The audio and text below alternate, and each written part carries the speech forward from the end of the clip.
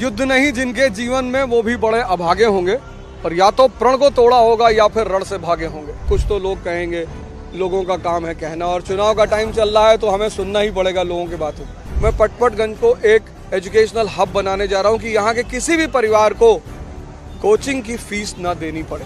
देखिए, मैं पढ़ाना नहीं छोड़ूंगा क्योंकि मुझे पहचान उसी से मिली है, भले मैं दिन में 1 ही घंटा। दोस्तों, इस बार दिल्ली के चुनाव में क्या क्या फ्री मिलने वाला है सुनिए ओझा सर से। पूरा वीडियो देखिए तभी मालूम चलेगा आपको। जय हिंद, जय भारत। पूरा वीडियो देख के जाइएगा।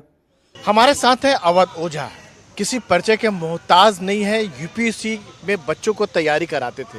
अब ये बातें बताई नहीं जाती, नजर लग जाती है। इनकी नई पहचान है, पटपटगंज विधानसभा से आम आदमी पार्टी के कैंडिडेट हैं। पार्टी में आप शामिल हुए, सीधे चुनावी मैदान में कूद गए। युद्ध नहीं जिनके जीवन में वो भी बड़े अभागे होंगे, और या तो प्रण को तोड़ा होगा या फिर रण से भागे होंगे। तो अपने जीवन का एक बहुत बड़ा अनुभव लेने के बाद कि शिक्षा है क्या और शिक्षा की भूमिका क्या है, आज मैं बाबा साहब अम्बेडकर की प्रतिमा का अनावरण करने भी आया हूँ। और ज्ञान ने ही व्यक्ति के जीवन को बदला है।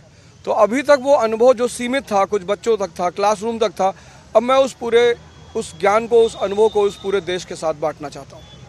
क्या क्या कहना क्या चाह रहे हैं भाई आप? अवध जी, पटपटगंज ही आपने क्यों चुना? क्या पार्टी ने कहा कि पटपटगंज से चुनाव लड़ना है या आपने खुद तय किया? नहीं, मैंने खुद तय किया क्योंकि मेरा घर यहीं पर है, E40 अम्बेडकर पार्क, ठीक इसी सामने। वो आप मेरा घर देख सकते हैं, सामने है। और चूंकि मेरे बहुत सारे लोग, मेरे दोस्त यहाँ पर रहते हैं, और शुरुआती दिनों में जब मैं दिल्ली आया तो यहीं रहा करता था। 7-8 महीने मैं यहीं पे ही था, तो इसलिए मुझे बड़ी सुविधा थी यहाँ के समाज को, यहाँ के लोगों को। चूँकि पहले से मैं जानता था, इसलिए मैंने इस जगह को चुना है। गजब का मारा है माही। पटपटगंज बहुत हाई प्रोफाइल सीट रही है। मनीष सिसोदिया डिप्टी सीएम रहे हैं वहाँ पर, 3 बार उन्होंने लगातार यहाँ पर रहे हैं। इस बार उन्होंने सीट ये छोड़ दी। छोड़ी नहीं, मुझे दी है। उन्होंने सीट को छोड़ा नहीं है, उन्होंने सीट को मुझे दिया है। और चूंकि वो भी शिक्षा से जुड़े हुए थे और मुझे भी शिक्षा के क्षेत्र में आगे काम करना था, इसलिए मैंने निवेदन करके ये सीट उनसे ली है। अच्छा, हमको सिखा दिया है। मनीष सिसोदिया जो शिक्षा के क्षेत्र में बहुत दिल्ली में लंबा चौड़ा उन्होंने काम किया, बच्चों को स्कूल को लेकर कई सारे आरोप भी लगे मनीष सिसोदिया को लेकर। एक आरोप यह भी है कि मनीष सिसोदिया को लगा कि सीट कमजोर पड़ रही है, इस वजह से आपके ये इतने लोग आपको दिखाई पड़ रहे हैं मेरे साथ खड़े हुए, सीट कमजोर वाले लोग हैं। मैं आप अगर मैं अकेले खड़ा होता और आप मुझसे सवाल करते तो मैं उसका जवाब भी देता। ये हेमलता बहन है, ये रघुवीर भाई है, ये सारे लोग यहाँ खड़े हुए हैं, असलम जी हैं, शुक्ला जी खड़े हुए हैं, ये हमारे सुशील तोमर जी हैं, ये सारे भैया लोग खड़े हुए हैं, ये अनुज भाई हमारे साथ पहले दिन से डट के, ये हमारे जगतारा जी हैं। हाँ, तो ये सारे लोग, महाराज जी उधर खड़े हुए हैं। तो ये सारे लोग पहले दिन से, मतलब कोई भी आता, आम आदमी पार्टी की तरफ से कोई भी आता, हम जान दे देंगे इसके लिए। क्या बात कर रहे हो आप? कहीं से भी बुला लेते किसी को।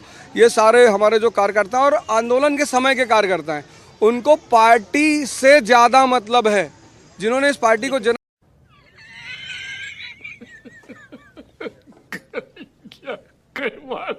दिया है। फासला जो है पिछली बार बहुत कम रहा था बीजेपी और आपकी बात का, करीब 3000 का। मैच में ऐसा अक्सर होता है, मैच जब होता है तो ऐसा कभी कभी मैच टाई भी हो जाता है, लेकिन जीत को ही असली चीज मानी जाती है। तो फासला कुछ भी हो, जब गेम में वर्ल्ड कप जो जीतेगा वही विजेता है। तो आम आदमी पार्टी की लड़ाई इस बार कैसी लग रही है? पूरी दिल्ली की बात करें, देखिए, जिस तरह से विरोधी दल सिर्फ गाली देने का काम कर रहे हैं, क्यों, क्या हुई, और बदतमीजी कर रहे हैं। मतलब मैंने तो कभी नहीं सुना कि कोई राजनेता किसी बहुत बड़ी नेता को, किसी बहन को, बेटी को रोड की तुलना उसके गाल से करे। तो मुझे तो ऐसा लगता है कि दिल्ली की हमारी बहनें, वो पूरी सीट उनसे पहले ही छीन चुकी हैं, क्योंकि लड़ाई होती है बराबर वालों के बीच में।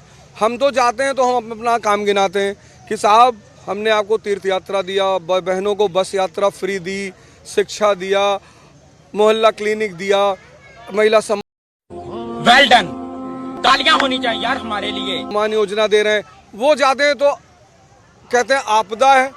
मतलब प्रधानमंत्री को 49 मिनट में 43 मिनट सिर्फ केजरीवाल जी का नाम लेना है। लेकिन बीजेपी के साथ साथ जो कांग्रेस जो है इंडिया ब्लॉक में आपके साथ है, वह भी आम आदमी पार्टी पर करप्शन का आरोप लगा रहे हैं, शराब घोटाले का आरोप, कई चीजें किस तरह का? मैंने तो खैर अभी तक सुना नहीं है, मैं कोशिश करूंगा। कौन है ये लोग?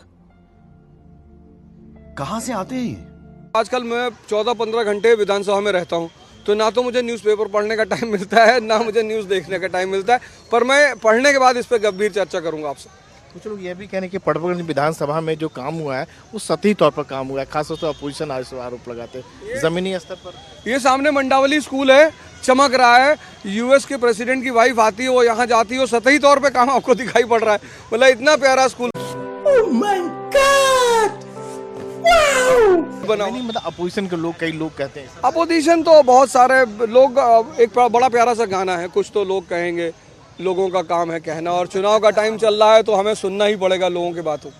यहाँ क्या काम करेंगे पटवागंज विधानसभा में, क्या आपके लिए? देखिए, मैंने 2-3 पर्सनल अपनी तरफ से काम निकाले हैं। जैसे मैंने देखा यहाँ पार्किंग की बहुत बड़ी समस्या है, मतलब एक बहुत बड़ी समस्या है, पार्किंग है, जाम है, इन सब चीज़ों की एक समस्या है।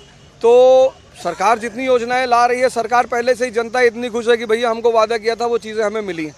मैं अपनी तरफ से व्यवस्था करूँगा कि जाम किसी तरह से ख़त्म हो और पार्किंग की समस्या दूर हो। और सबसे बड़ी बात, मैं पटपटगंज को एक एजुकेशनल हब बनाने जा रहा हूँ कि यहाँ के किसी भी परिवार को, अरे कहना क्या चाहते हो? कोचिंग की फीस ना देनी पड़े। मैं जिस दिन इलेक्शन खत्म होगा उसके ठीक 1 हफ्ते के बाद एक सेंटर यहाँ लॉन्च करने जा रहा हूँ। बच्चों को काउंसलिंग दी जाएगी, गाइडेंस दिया जाएगा और कोचिंग दी जाएगी। पटपटगंज के बच्चों को फ्री दी जाएगी। ये बहुत बड़ी बात कर रहे हैं, छात्रों को लेकर बात करें तो हर जगह समस्या थी। बिहार में भी एक अलग तरह की समस्या है, वहाँ बीपीएससी की छात्रों ने देखा होगा।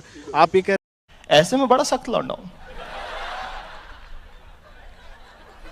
लेकिन यार यहाँ में पिघल रहे हैं कि जो पटपटगंज के जितने छात्र होंगे, जो रहने वाले, उनको फ्री कोचिंग देंगे आप, काउंसलिंग भी देंगे। काउंसलिंग सबसे बड़ी चीज़, क्योंकि हमारे यहाँ जो प्राइमरी स्टेज होती है तैयारी की, लड़का काउंसलिंग नहीं करता, वो घर से उठता है, सीधे जाता, फीस जमा करता है और पढ़ना शुरू कर देता है। जबकि कोचिंग की पहली प्रायोरिटी है काउंसलिंग, कि यार कितने स्टेजेस में तैयारी होती है, पहले स्टेज में क्या करना होता है, तैयारी का मतलब क्या होता है।